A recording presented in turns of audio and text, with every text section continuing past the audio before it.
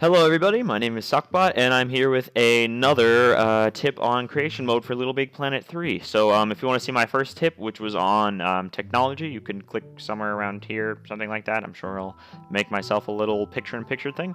And yeah, so let's get started with my second tip, which is the tools that you're not using as much as you should be using in creation mode. Alright, so the first one, and this is probably the biggest tip that everyone would agree with if they've made some kind of extensive level, is the corner editor. Now, this is actually what I've seen a bunch of the people from Media Molecule, and I haven't seen anybody from the new company, but from Media Molecule announce like, oh, look at this thing, this is what you should be using all the time, and absolutely that is true. It is wonderful for making the shapes exactly how you want them. It's wonderful for rounding edges. It's wonderful for making silly characters that that a Sackboy can kill later, or basically anything you want to use for. Now, I'm not going to explain how to use it because you can go into the creation school and figure it out that way, or search it here on YouTube. I'm sure thousands of people have done other videos. So that's number one. Number two is it's kind of a category, I should say. It's the pistons, the winches, the strings, all that kind of stuff. The springs, anything in that category. People are not using these enough in Little Big Planet 3. Now, I know they're old school stuff. They're stuff from Little Big Planet 1 that people have gradually moved away for with the addition of movers and the addition of teleporters and everything like that. But people don't realize how useful these things can still be. And I'm going to show a little clip here from Gravacolor 2, my creation video, because this was a point where I literally spent, I think it was 30 to 45 minutes trying to get this to work with all of the new stuff, and then I realized, what am I doing? I could easily just use a piston here, and it would fix everything and do it a lot easier and a lot safer than anything else. So a lot of the new tools are like very situational, and it's hard to make them exact, but pistons and winches and everything like that are fantastic. Winches are so useful. Anyways, so that's number two. Use them more than you are, at least. Yeah. Yeah.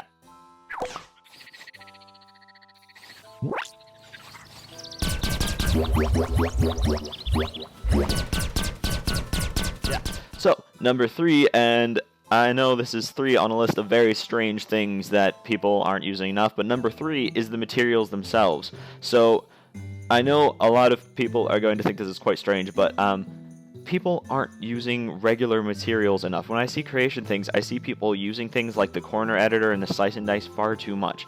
Don't be scared to, map out the basis of your level, the structure of your level with the square tool, even with the circle tool. I mean, no one suggests against that because your thermometer is going to go through the roof, but like with strange shapes or whatever, use them to your advantage, because if you use the corner editor from one single block to make your entire level, it's going to take 10 hours to finish something that could have taken 10 seconds. And this kind of a subsect of this tip is don't use the grid too much. People tend to use the grid and then they spend like an entire level sticking to this, and there are places where this is useful. I mean, my Gravacolor levels, it's incredibly useful there, but like places where material needs to be more natural, or where ground needs to be more natural, like with grass, or if you're making like a dungeon with cobblestone or something like that, use the materials themselves and don't use the grid, because the grid's just going to make it look like it could have been made by anyone, unless, of course, you spend a decent amount of time on styling, like I tend to do. Now, yeah, that's my tip number 2. I hope you liked it, and if you think I'm silly, or you think these aren't really tips, they're just me yelling at a camera, well then, go ahead and let me know, and I'll probably thank you kindly and ignore you. Alright, thanks for watching, guys. I will hopefully talk to you soon, if you still want to see my interesting face. Goodbye.